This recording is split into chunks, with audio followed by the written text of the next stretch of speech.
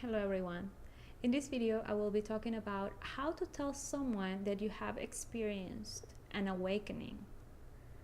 As funny as this may sound, this is really profound because how do you communicate to someone in your space, someone that is your partner or someone that you have been dealing with for the last few years, months, days, whatever time, that you one day to the other you are someone else? How do you communicate that to the person without being laughed at or without being taken seriously? This is really frustrating for many people because we really want to experience elevation of consciousness and become more conscious in company of the people that we love. We want to be in tune with them, but sometimes that's not possible because everyone has their own timing. Everyone is going through their own experience, and as much as we can join each other in life, in this path of life, we're not in control of everyone's experience. So we have to agree, or we have to accept people in the way they are and understand that they are on their own experience, on their own timing, and doing their own thing. But what happens when we experience an awakening and the person we're with is not really at all in tune with that new consciousness?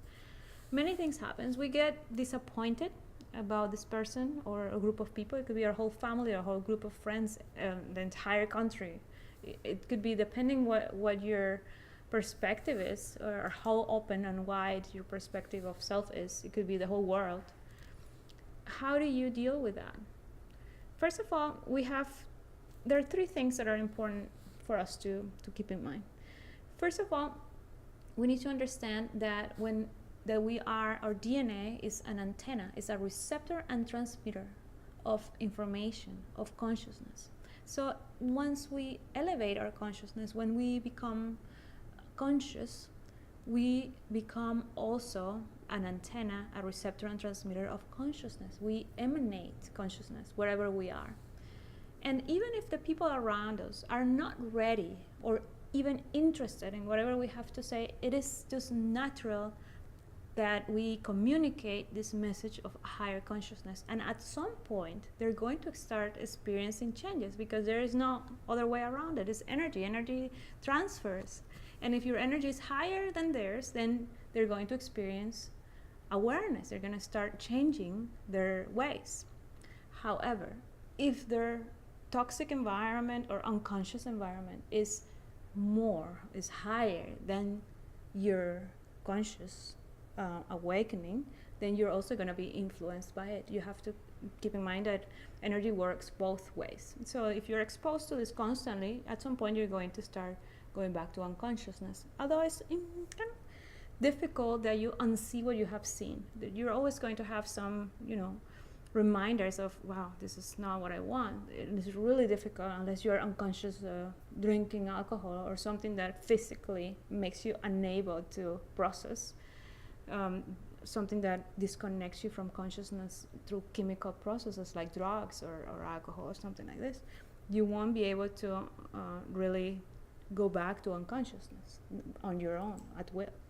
So this is something to keep in mind. Whatever you expose yourself to, you may be affected by that energy. If you're in a group of friends and family who are unconscious, you may risk that you become unconscious while you're with them. If you are with someone that you love and you definitely want to support them, but they don't want to know anything about it, you just do your thing, be yourself. Work on yourself, continue elevating your consciousness, and your presence will be enough to help them change without you even having to say a word. That's how energy works. Another thing to keep in mind is that we have to be compassionate. People are on their own paths and their own timing, and being blind to consciousness is very, very hurtful. It's difficult because you'll probably experience that you realize what you have done throughout your whole life, and now you're aware of it, and it feels awful at first, but then you start healing from it, knowing that, okay, I was unconscious, I'm trying to be better so I don't do this again. But know that the people around you don't know this yet, and they're acting from their unconsciousness, from their blindness. So be compassionate, because they don't know that they don't know. And the third thing is that we also have to experience self-love. Besides that we could love somebody a lot and want to help everybody, we also have to think about ourselves, because in the end, this is where the experience comes from, and where everything goes from is from ourselves. That's the only thing we have. So we have to give ourselves enough time and space for us to continue developing and elevating consciousness. Give yourself enough space. If you are in groups of people who are unconscious and they don't understand you, they don't want to know, they don't want to have any of it, separate yourself, take your time, go to your own space, experience that awareness on your own. Don't give up on being better because others don't want to be better. So all of these three things, you have to use them and measure them in the way that you can. Depending on your circumstances, you're going to have to grab what you can use, because I don't know exactly what your circumstances are. But you can either use them all at once, or use them however, depending on your circumstances.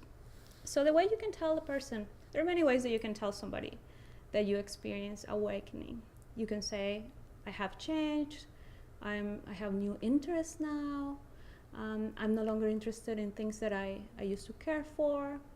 Whichever is the way that you find, make sure that you have in mind patience, compassion, and self-love.